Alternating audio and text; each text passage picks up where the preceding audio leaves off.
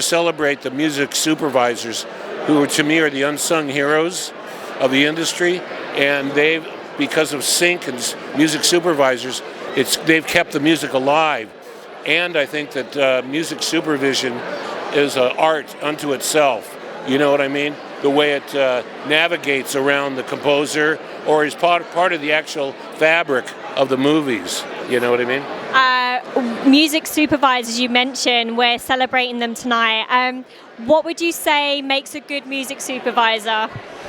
Oh boy, I think one who's just has good instincts, who can react and feels, that has, first of all, knowledge, a lot of knowledge of back catalogs and what songs would go where, but also because it has a feel for marrying music with film. You know what I mean?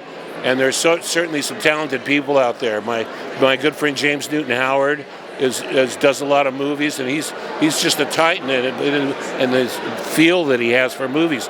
And I think that music supervisors, like I said, it's an art unto itself. I think they deserve more credit, and I'm here to honor them tonight. This is an absolute pleasure. I love Once Upon a Time in Hollywood. I mean, who doesn't? But you've worked with Quentin many times. Yes. How did you meet him? How did that all come about? All right, I met him 28 years ago. I met him I was friends with Tim Roth, who had just moved to the States from the UK, and he didn't know anybody, and so my friends and I became kind of his de facto family, and we would hang out at Tim's, and they were shooting Reservoir Dogs, and I met this young director who talked a mile a minute, Quentin, and we talked about music, and we talked about movies, and really, pretty much soon after I met Quentin, I decided to change the direction of what I wanted to do and become a music supervisor. Wow, what was you doing before? I'd gone to school for acting. I'd wanted to be an actor or a director, a writer.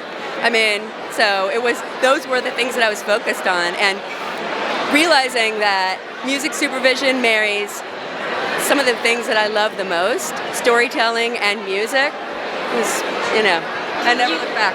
Absolutely honored to be here tonight. This is 10 years. 10 years of great music supervision, music design, and motion picture, and in television, and games, and in everything, because that is how the story gets told. With great music, great stories get told, and that we're really happy to be celebrating that tonight. I think it's a team effort, isn't it? That's the thing. There's so many music and acting. It all kind of seems to, coordinate together. I think music helps define so much of a person's life. The value of music and storytelling cannot be underestimated. It sets the mood. It sets the tone. It tells you things about the character. It can tell you different things about the plot. And the more information can be supported by music, it actually frees up the filmmaker, the storyteller, to do other things. It also, in a very crowded media field, really helps push through and grabs people's attention. People have very emotional ideas about music as it personally relates to them, and if that's that person's story, you want to be able to elevate that. So, although music is everywhere, it's when it's well used in a story, whether it's a commercial or a film or a TV show, whatever it is, it makes that impact, and that should be celebrated for everyone involved in it. My name is Bob Hunka, and I'm being given the Legacy Award, the first TV guy to get it, the first TV person. How did you hear the news that you was getting this? Have you had time to process this? I got a phone call before December that this was on their agenda, and it caught me off guard, happily, and I said yes. Then got to reflect upon, a lot of past stuff that is pretty meaningful, And speaking of meaning, your career has spanned for so many years. What's been the most challenging moment, do you think, and the most incredible moment? Is there any moments you can share with us, challenging and beautiful moments? Wow, that's a toughie. I live my life, when I'm asked how I am, I'd say that 98% of the time I can legitimately say I'm having more fun than grown-ups are supposed to have. So from that point of view, I can't really, wow. I mean, even to think back on bad stuff, and most of it turned out pretty good, you know. The first time you have to have a score replaced is a little crazy, you know, but then you figure out how to do that if you have to ever again, and that worked out, you know, so. Is there anything you can tell us a little bit, because we're such fans of Bill and Ted? So much has gotten out already, you know. Look, I mean, the plot everyone essentially knows at this point. What I can say is we were really, really lucky after all these years of working to put it back together that we got Dean Pariseau to direct, that we have this incredible cast. I mean, we have some amazing people in this film, in the comedy world and in the dramatic world.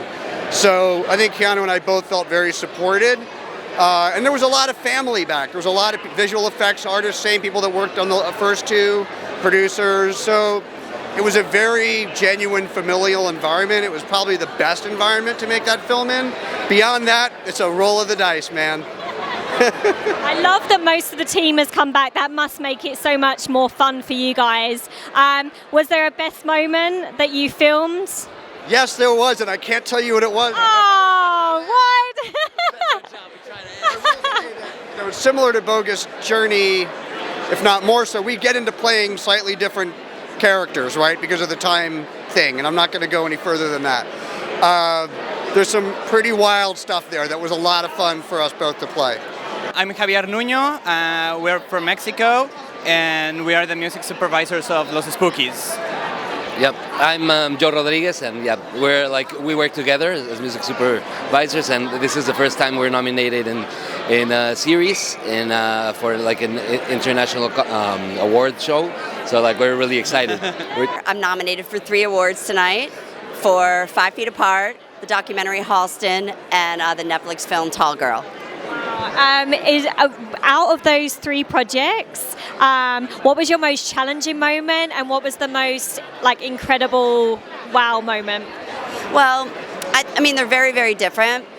I think as a music supervisor, that comes with the beauty and the challenges of everything. But I think our biggest challenge is always making our directors happy. And I feel like on all 3 of them, we were able to kind of create this epic arc that helps tell stories with music.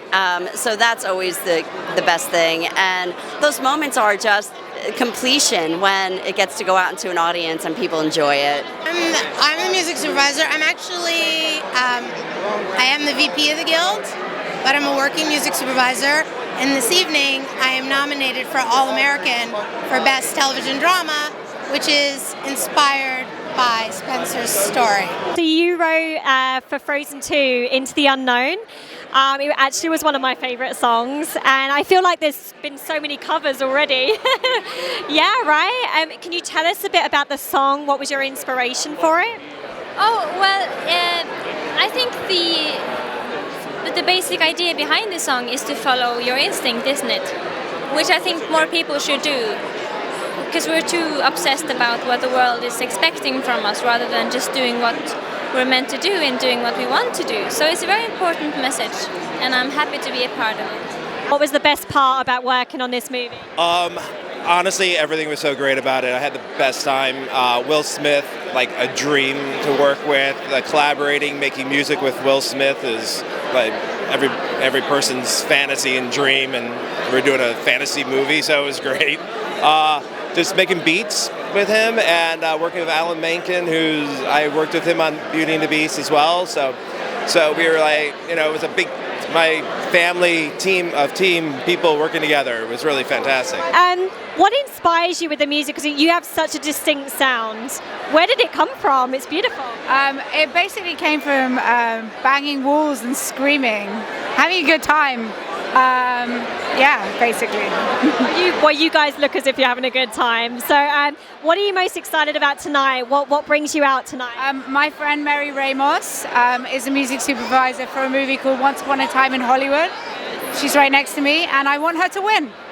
what was like a challenge, and what was like the most amazing moment that you did to do the music?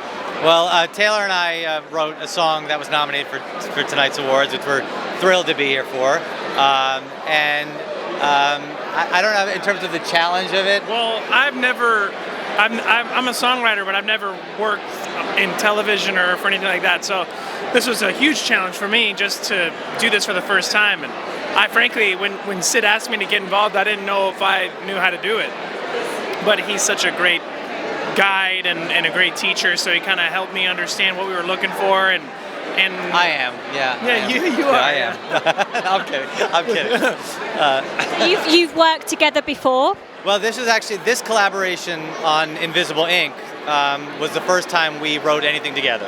And we actually wrote another song this season of This Is Us called Memorized. And so we've been starting to write more stuff together, which is exciting. And we have a really, it's a special partnership, and it's cool. I love it, yeah. What are you most excited about tonight? I'm excited. I'm presenting tonight, and both of us are musicians, and this is our community, and I'm just excited for these people to get recognized in a way, because behind the scenes they do so much more than anybody thinks, I'm happy to be able to share anything with them, because they're the